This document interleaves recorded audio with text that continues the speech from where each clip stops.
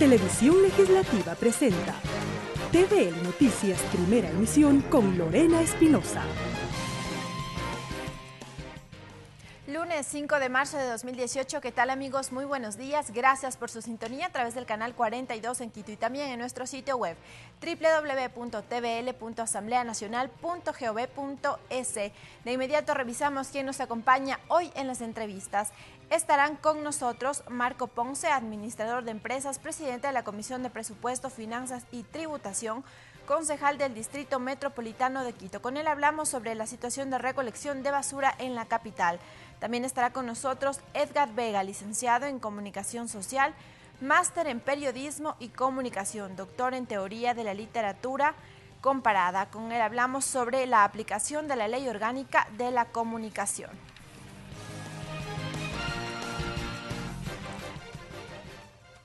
Recordemos, hoy el pico y placa, esta restricción vehicular rige para los vehículos cuyas placas terminen en 1 y 2. Y arrancó el pico y placa y está vigente hasta las 9:30 de la mañana.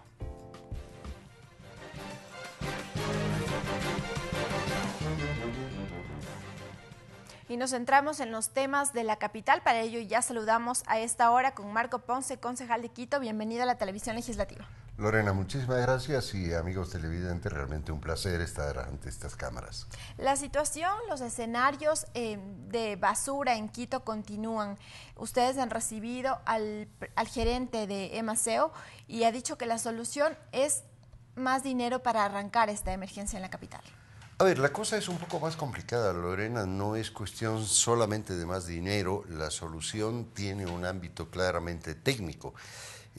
Aquí tenemos que reconocer que ha habido una administración inadecuada, por decirlo menos, en la empresa, donde se hizo la adquisición de una serie de unidades que no son adecuadas para el trabajo en Quito. Y esos son los resultados ahora. Claro, el resultado es ese, pero voy a explicar. No es que se compraron unidades malas, se compraron unidades no adecuadas para el tipo de desperdicio que hay en Quito. Explico otra vez.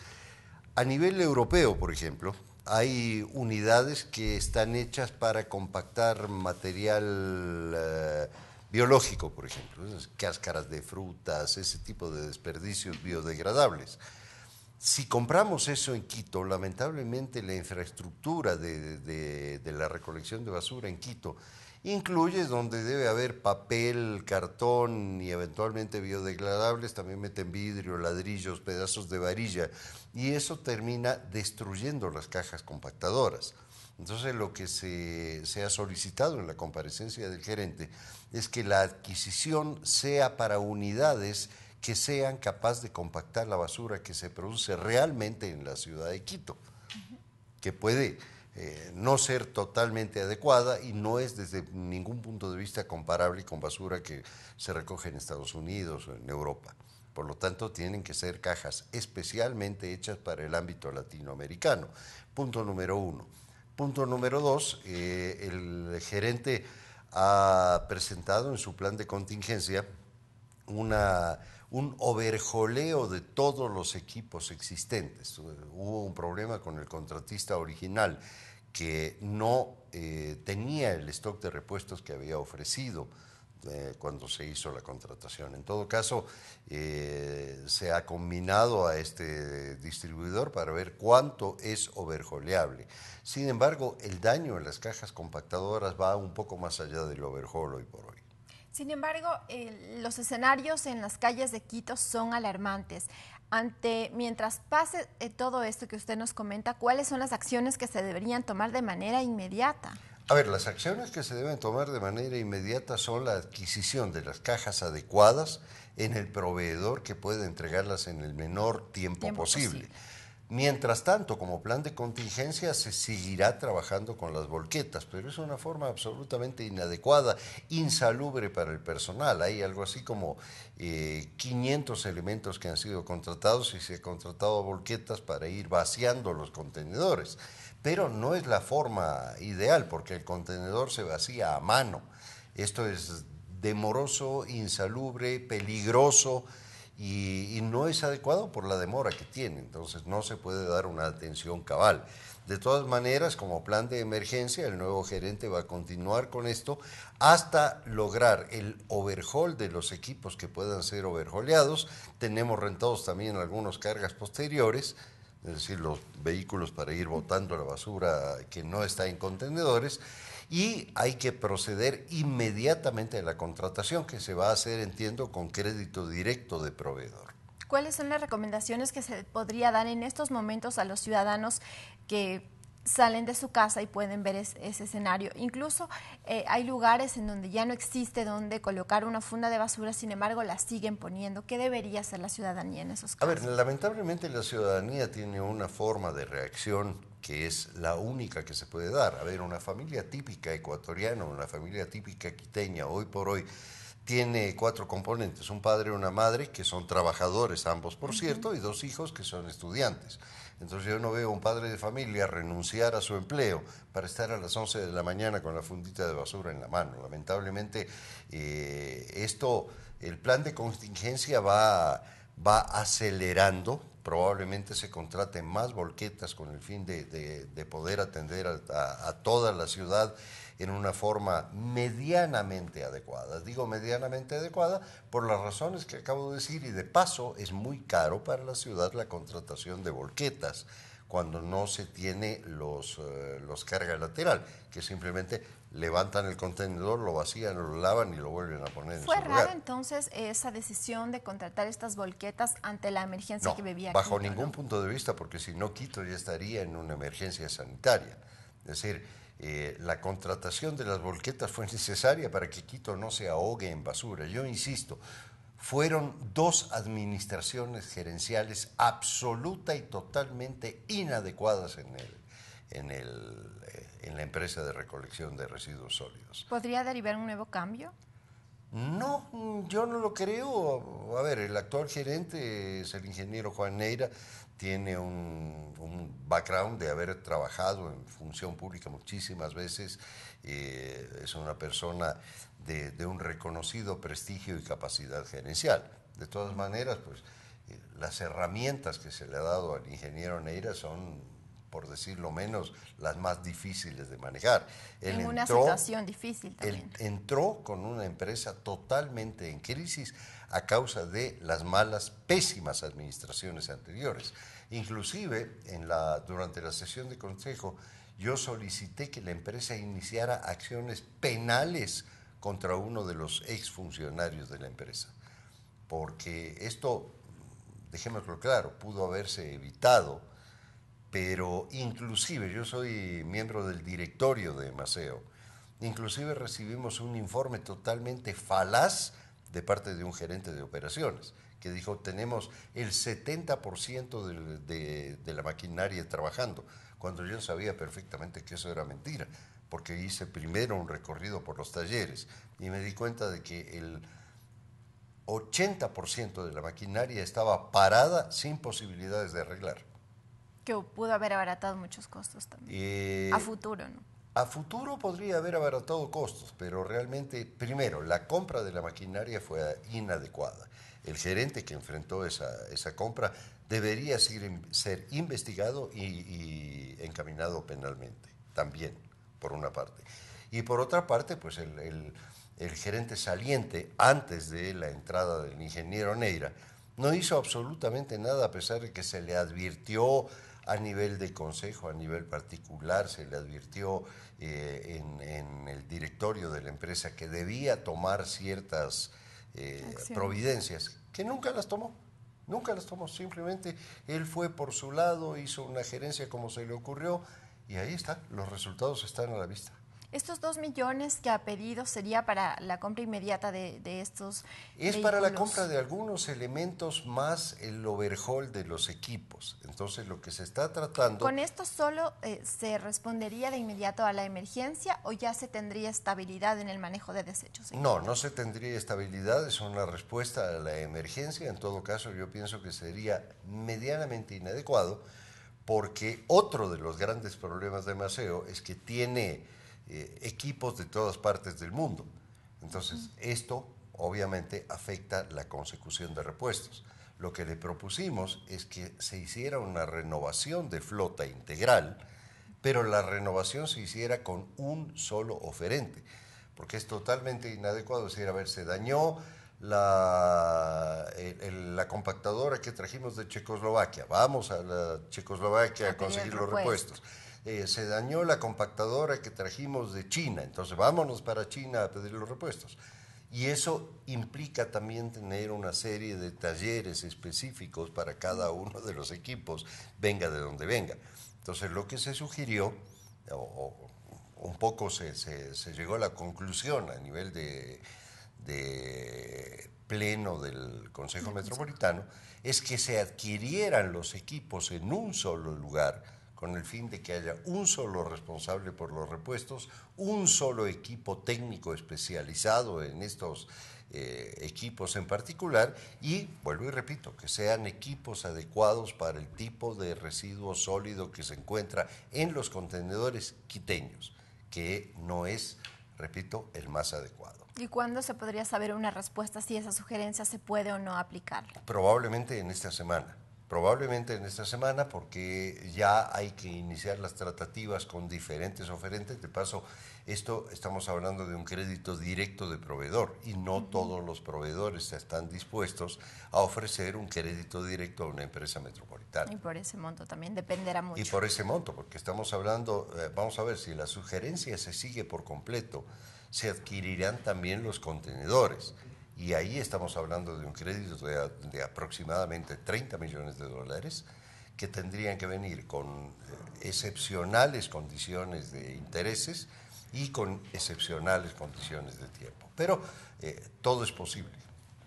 Ahora, hablando de corresponsabilidad ciudadana, ¿el reciclaje ayudaría también a reducir este problema? ¿Y cuánto falta para generar esa cultura también en Quito, no?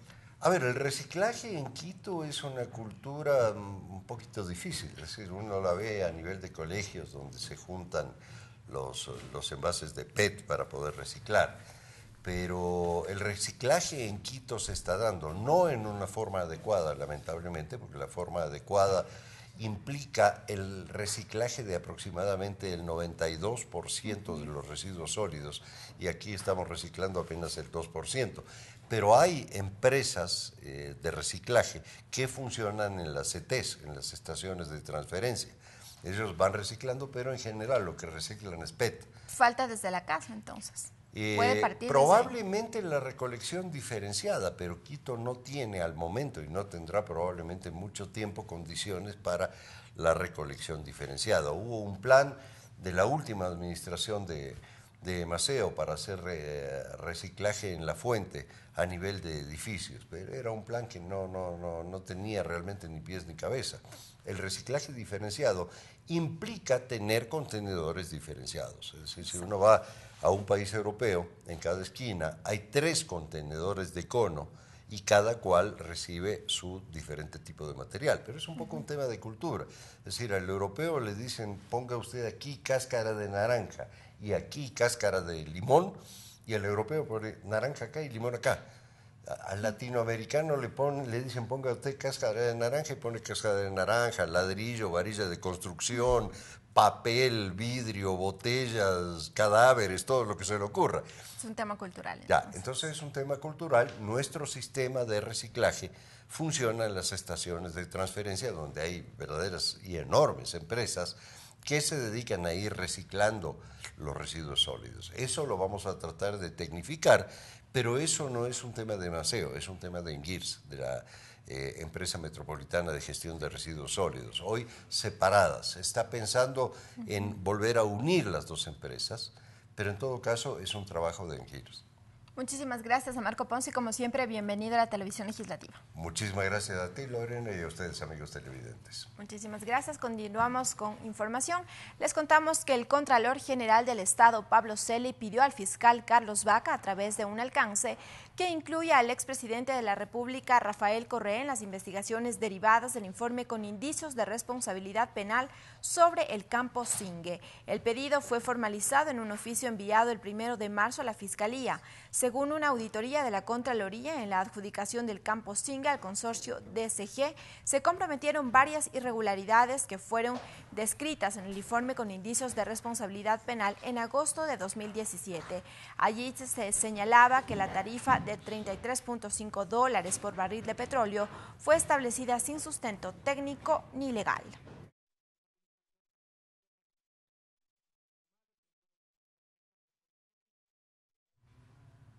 La Comisión de Ética de Alianza País llamó para este lunes a las 18 horas al presidente de la Asamblea, José Serrano, para que explique el alcance del audio difundido por el fiscal Carlos Vaca, donde se conoció públicamente una conversación entre Serrano y el excontralor Carlos Polit. La presidenta de la comisión, Mari Verduga, dijo que José Serrano debe explicar sobre los audios que hizo público el fiscal Carlos Vaca.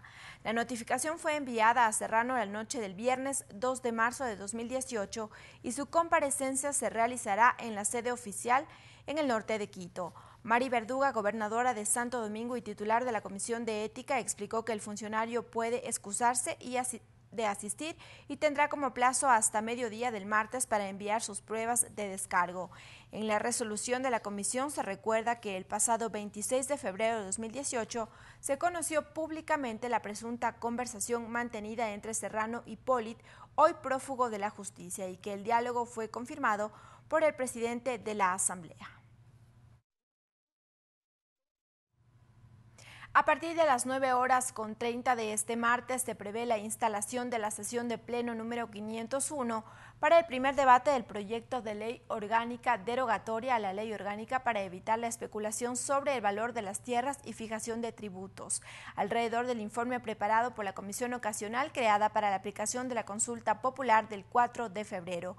Posteriormente, en la misma sesión está previsto el segundo debate del proyecto de ley orgánica especial para la circunscripción territorial amazónica, en tanto que para las 12 horas está convocada la continuación de la sesión de pleno número 499, que contempla como puntos pendientes por tramitar el nombramiento de los integrantes del Consejo de Participación Ciudadana y Control Social en Transición, el debate de un proyecto de resolución sobre la comparecencia del presidente de la Asamblea Nacional y el fiscal general del Estado ante el Pleno de la Asamblea y la discusión de un proyecto de resolución sobre la necesidad de una investigación respecto de la muerte de Héctor Aguavil, exgobernador de la nacionalidad Sáchila, y otros casos.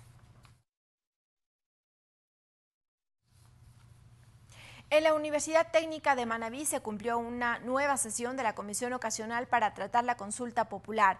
En la cita, la presidenta del Consejo Nacional Electoral detalló técnicamente el mecanismo para seleccionar a los integrantes del Consejo de Participación, pero además recomendó varios aspectos a la mesa.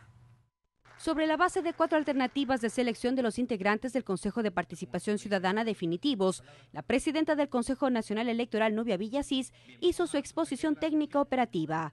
Allí resaltó las limitantes en logística para el desarrollo de procesos. Puso un ejemplo de que no exista ningún tipo de preselección, solo con el cumplimiento de requisitos con al menos un título de tercer nivel. Con una papeleta en formato A0 con 1.040 candidatos, dijo que este modelo, como otros, podría generar conflictos en costos, ubicación de candidatos y problemas con el mobiliario. Una solución, según Villasís, es la fórmula mixta, que incluye la selección vía concurso y después por votación popular. Ubicar al candidato al cual ellos quieren seleccionar, y también se facilitaría la ubicación en papeleta porque tendríamos parámetros de ubicación. La titular del CNE además sugirió varios aspectos que deberá considerar la comisión ocasional para la efectividad del proceso. ¿Cómo va a ser la postulación? Esa claridad. ¿Es una postulación directa ciudadana o es una postulación mixta, ciudadanía, organización social? ¿Qué tipo de candidaturas? ¿Es una candidatura unipersonal o es pluripersonal? La intervención del CNE generó criterios en la comisión. Los legisladores Guillermo Celi y Daniel Mendoza coinciden en que debe existir un filtro para la revisión de requisitos. Por eso nosotros incorporamos un requerimiento que aquellos que ganen las elecciones al Consejo de Participación Ciudadana el 2019 y a partir del 2019 una vez concluido su mandato de 4 años, no puedan ser candidatos ni a las elecciones siguientes seccionales ni a las elecciones siguientes presidenciales. Es necesario tener un mecanismo que garantice que se puede llevar adelante una elección popular. Desde la Unión Nacional de Educadores, la intervención del CNE generó críticas. Mary Zamora, presidenta, dijo que solo se buscan aspectos técnicos, dejando de lado lo que el pueblo ya decidió. Es que el pueblo quiere elegir en una votación universal, directa y secreta a los nuevos miembros de ese Consejo de Participación Ciudadana. Ese es el denominador común. Según información de los integrantes de la comisión ocasional, el informe para primer debate del proyecto de reformas a la ley del Consejo de Participación Ciudadana estaría listo el próximo jueves. Mariela Logroño, TVL Noticias. Es momento de una pausa, amigos. Enseguida continuamos con más noticias. Regresamos con TVL Noticias, primera emisión, luego de la siguiente pausa promocional.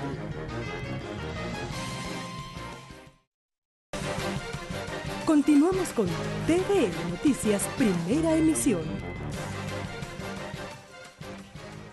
Gracias por seguir en nuestra sintonía. Hasta hoy, la Comisión de Fiscalización de la Asamblea deberá presentar un informe sobre el pedido de juicio político en contra del superintendente de comunicación, Carlos Ochoa. La mesa legislativa, luego de recibir las pruebas de cargo y de descargo del caso, solicitó una prórroga de 5 días para presentar sus recomendaciones, ya sea de archivo de la petición o de dar luz verde para enjuiciar políticamente a Ochoa. La solicitud de juicio político fue de iniciativa de asambleístas de oposición y unos cuantos del oficialismo. A Ochoa se le acusa de haber aplicado la ley de comunicación de manera discrecional y de abuso de poder.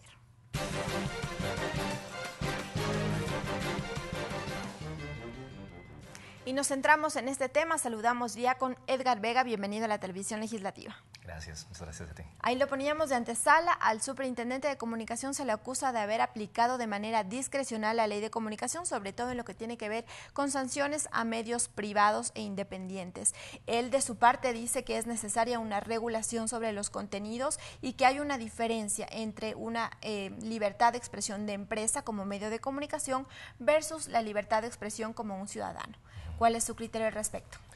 A ver, me parece que es muy lamentable lo que estamos viendo en estas últimas semanas, en estos últimos meses, alrededor de las implicaciones de la ley de comunicación, puesto que detrás de los juicios políticos, detrás de la observancia a la falta de cumplimiento, al supuesto falta de cumplimiento de la ley, no se discute la pertinencia sobre la necesidad que tiene la sociedad ecuatoriana de contar con unos medios que sobre todo velen por los intereses de las mayorías por la mayoría de la población.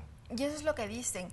De parte de los medios de comunicación, en cambio, la lectura es que la aplicación, precisamente, la ley de comunicación en sí, ha violentado la libertad de expresión hacia la ciudadanía, dicen ellos.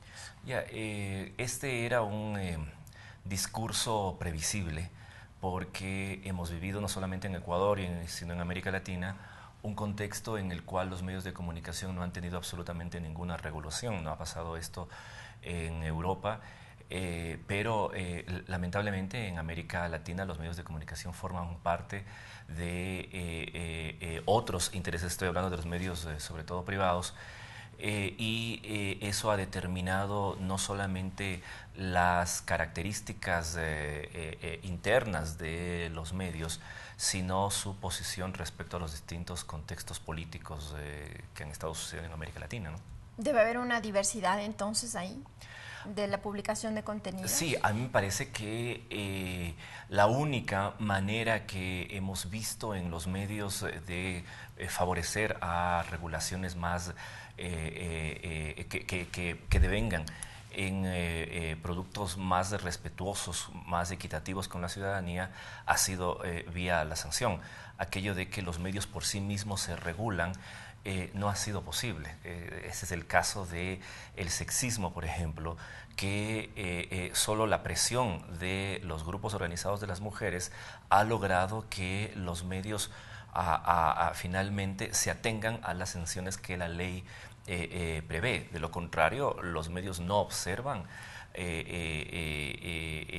con una mayor acuciosidad el tema de los derechos de la población, porque finalmente los medios privados se deben a las grandes empresas para los cuales la comunicación básicamente es una mercancía. Y justamente en el proceso hubo quienes defienden la ley de comunicación y ahí lo que decían es que esta ley, a través de esta ley se ha podido denunciar el mal uso de la imagen, por ejemplo. Específicamente me refiero a la comunidad LGBTI que se sintió ofendida tras la publicación de un programa y decían, a través de la ley de comunicación podemos denunciar esto.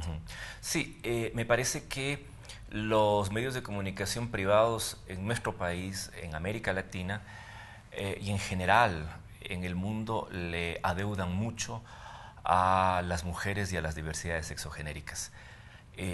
Está cada vez más comprobada la relación entre contenidos sexistas, contenidos discriminatorios y episodios de violencia de género. Y no vemos que haya un avance significativo en ese sentido, porque desde las telenovelas, la publicidad, incluso el mismo tratamiento informativo de las noticias, no hay una preocupación detenida sobre los impactos que el sexismo pueda tener en la población. Y yo creo, insisto, que desgraciadamente los medios privados no han sido capaces de autorregularse en ese sentido. Solo cuando se ha visto en el horizonte la presencia de una normativa estatal, ahí los medios han tenido que reaccionar y debo reconocerlo. Hay algunos que sí lo han hecho, pero también hay otros que bajo la excusa de señalar que lo que se va a difundir corre por cuenta de los productores y no de el canal, sencillamente han seguido difundiendo estereotipos y imágenes muy discriminatorias sobre las mujeres de las diversidades sexogenéricas. Pero entra entonces aquí la responsabilidad ulterior como medio de comunicación, como periodistas, ¿qué hacer también con lo que la gente quiere ver?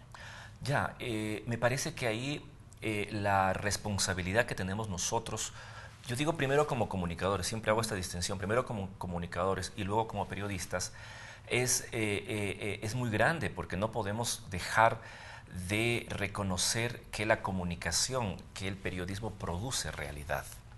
Y al producir realidad crea unos patrones culturales que o naturalizan, como en este caso la violencia de género, o pueden propender a superarla. De hecho, la Convención de Belén do Pará para erradicar la violencia de género pone especial atención en el rol de los medios de comunicación, justamente en un lugar, en una región como América Latina, en donde la fuerza de los medios privados es tal que si no hay una regulación, si no hay una intervención sobre esos medios que propenda a la generación de contenidos más equitativos, más respetuosos respecto a las mujeres de las diversidades sexogenéricas, eso no funciona, porque no es una aventura decirlo, históricamente el cuerpo de las mujeres y el sensacionalismo con el que se ha tratado el tema de las diversidades sexogenéricas finalmente vende, ¿no? Vende productos o vende noticias. Y creo que sobre ese hecho, tanto como comunicadores como periodistas, en lugar de ver a la ley como un corsé que nos puede limitar, finalmente deberíamos entrar a ella y ver las posibilidades, dialogar con la ley y ver las posibilidades que tenemos justamente en función de la mayoría de la población. No incluye entonces solamente a los medios de comunicación, sino también una reciprocidad de la sociedad también. Claro, cómo no, pero fíjate que la sociedad está respondiendo. La sociedad es la que se para y le exige a los medios otra respuesta. El tema acá pasa porque los medios sean sensibles a las demandas de la población organizada por un lado y a las situaciones oprobiosas en las que viven las mujeres y las diversidades sexogenéricas debido a la violencia de género. Con las sanciones económicas, ¿qué repercusiones, hasta dónde se puede cambiar esto? Ya, el tema es que, como decía en un inicio, la evidencia prueba que si que no hay sanciones, no hay cambios. Desgraciadamente, eso ha sido así. La otra posición es la posición liberal, a la espera de que por las fuerzas de la oferta y la demanda los medios propendan a tener otra posición, y no la han tenido, ¿no? Desde países como Estados Unidos, en donde esa libertad es más supuestamente acusada, vemos una inundación de contenidos que no cesan en incidir en la violencia de género. ¿Es necesario entonces ahora reformar la ley de comunicación? Ya ha pasado por una consulta popular, por una enmienda, ahora existen hasta el momento 2 proyectos de ley que se están tramitando en la Comisión de Derechos Colectivos. El nuevo secretario de Comunicación también ha dicho que dará cancha abierta a los medios para poder trabajar en las reformas a esta ley. A ver, a mí me parece que los medios comunitarios, cuando el presidente de la República llamó a los diálogos previos a la consulta popular, los medios comunitarios que tienen un desarrollo notable en el Ecuador, modélico para América Latina, finalmente lograron generar una presión de tal envergadura que la ley de comunicación no fue puesta a consideración en la consulta. Y creo que esto obedece a que todos sabemos que la comunicación mediática acontece en relaciones de poder que son desiguales entre los propietarios de los medios, las corporaciones que están detrás de esa propiedad, los comunicadores y finalmente las audiencias. Y creo que una apertura indiscriminada a la reforma de la ley traería consigo el riesgo de ir para atrás en lo que sobre todo los grupos de las radios comunitarias, los pueblos indígenas, el movimiento feminista, los grupos de mujeres han conseguido frente a la ley. Me parece que es un riesgo para el país que sin ningún tipo de reparo se abra la ley hacia aquellos grupos que nunca estuvieron de acuerdo en tener ni una sola regulación. ¿Todos deben participar entonces? Me parece que todos, pero sobre todo me parece que la participación debe darse en función de lo conquistado, no en función de una potencial regresión de derechos. Muchísimas gracias a Edgar Vega, quien nos ha explicado sobre la pertinencia, la aplicación, las bondades y las discrepancias de la ley de comunicación vigente. Continuamos con más informaciones. Contamos en el siguiente reportaje qué es el Consejo de Participación Ciudadana, sus atribuciones, deberes, conformación y los cambios de este organismo luego de la consulta popular. El Consejo de Participación Ciudadana y Control Social es el encargado de promover el ejercicio de los derechos relacionados a la participación ciudadana. Además, debe impulsar y establecer mecanismos de control social en asuntos de interés público. Este organismo también tiene a su cargo la designación de autoridades que corresponda de acuerdo a la Constitución. Ellos son el Procurador General del Estado y las superintendencias. De entre las ternas propuestas por el presidente de la República, debe designar también a la autoridad de la Defensoría del Pueblo y la Defensoría Pública, al Fiscal General del Estado y al Contralor, luego del proceso de selección correspondiente, así como también a los integrantes del Consejo Nacional Electoral. Son deberes del organismo, entre otros temas, establecer mecanismos de rendición de cuentas de las instituciones públicas, emitir informes que determinen la existencia de indicios de responsabilidad, solicitar a cualquier entidad o funcionario público información para investigar procesos. El Consejo está integrado por 7 consejeros principales y 7 suplentes. Tras la consulta popular del 4 de febrero, la Asamblea Nacional, en cumplimiento al mandato ciudadano, designó a un organismo transitorio, el mismo que tendrá como misión evaluar a las autoridades designadas por el Consejo de Participación cesante. Asimismo, y como resultado del plebiscito, el Legislativo tramita un proyecto de reformas para que en lo posterior los integrantes del Consejo de Participación ya definitivo sean elegidos por sufragio universal cada 4 años, coincidiendo con las elecciones a las autoridades locales. Lorena Espinosa, TVL Noticias.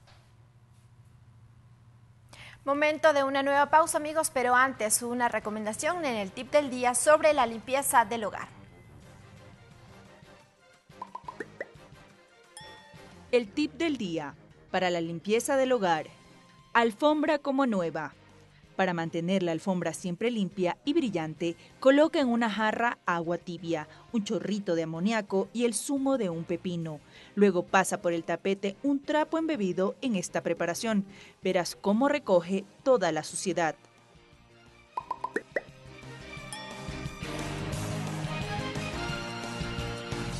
Regresamos con TVE Noticias Primera Emisión luego de la siguiente pausa promocional. La esencia de la ley. Gracias por seguir en nuestra sintonía en la esencia de la ley. Hoy les contamos que la Asamblea Nacional es la única función del Estado encargada de tramitir y aprobar leyes. La normativa que rige al legislativo distingue también los tipos de leyes. Veamos a continuación. La Asamblea Nacional aprueba como leyes las normas generales de interés común. Las atribuciones del legislativo que no requieran necesariamente de una ley se las ejerce mediante acuerdo o resolución. Primordialmente lo que pretenden es generar exhortos, conminar, si cabe la expresión, o tratar de persuadir, incidir en la toma de decisiones de otros órganos públicos o de determinadas instituciones estatales, ¿verdad? O pronunciarse sobre determinados acontecimientos políticos que se van suscitando en el país. Pero, ¿para qué temas se requieren necesariamente leyes? Las leyes son fundamentales para, entre otros temas, regular el ejercicio de los derechos y garantías constitucionales, tipificar infracciones y establecer sanciones correspondientes, crear, modificar o suprimir tributos, atribuir deberes, responsabilidades y competencias a los gobiernos autónomos, modificar la división político-administrativa del país, excepto lo relativo a las parroquias, otorgar a los organismos públicos de control y regulación la facultad de expedir normas de carácter general en materias propias de su competencia.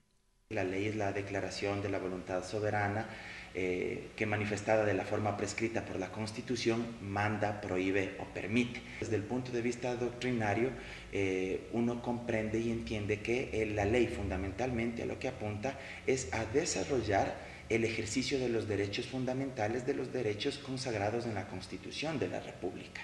Es decir, que las leyes tienden no solo a ampliar el catálogo de derechos, a establecer bajo qué mecanismos se los van a ejercer, quién tiene la política rectora a nivel estatal para poder dar cumplimiento efectivo a esos derechos. Según la Ley Orgánica de la Función Legislativa, existen dos clases de leyes, las orgánicas y las ordinarias, cada una con sus respectivas características.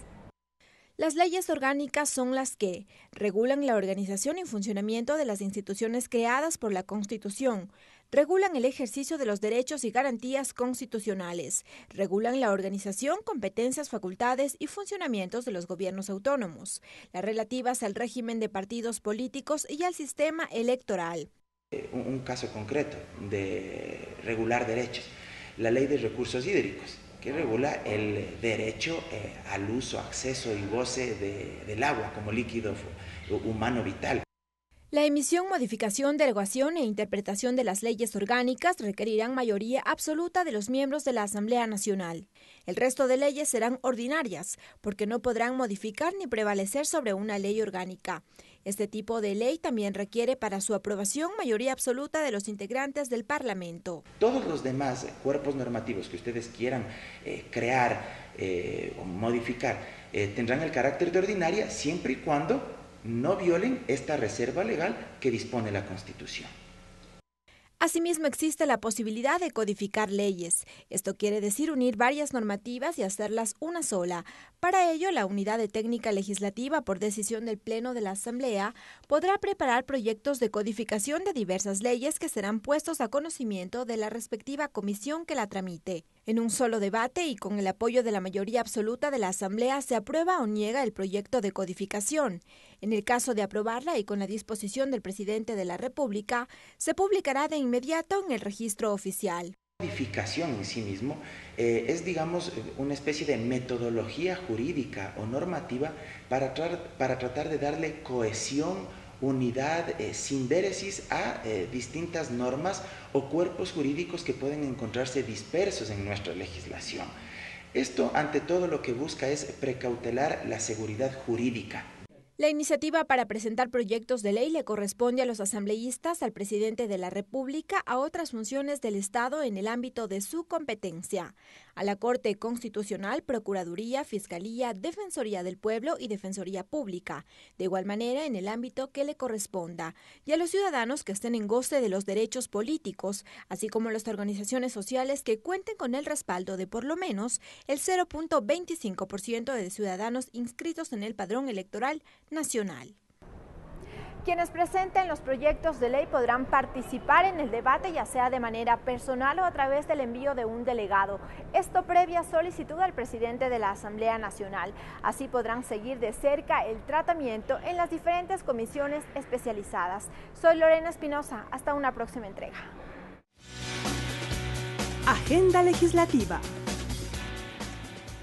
Revisamos la agenda de actividades de este lunes 5 de marzo. A las 9 de la mañana, rueda de prensa de la asambleísta Silvia Salgado, conjuntamente con Cristian Flores, representante de la FEWE Nacional. El tema, el Consejo de Participación Ciudadana y Control Social Transitorio. Esto será en la sala de prensa del Palacio Legislativo. A las 15 horas, la Comisión de los Derechos Colectivos recibe a Jorge Cueva Ayala, director del Hospital Integral del Adulto Mayor de Quito, quien presentará sus observaciones al proyecto de ley orgánica a las personas adultas mayores. Esto será en el 5º piso de la Asamblea Nacional. Así despedimos, amigos. No se pierda más información legislativa en nuestra emisión central a las 12 horas. Buen día. Televisión Legislativa presentó TVL Noticias, primera emisión.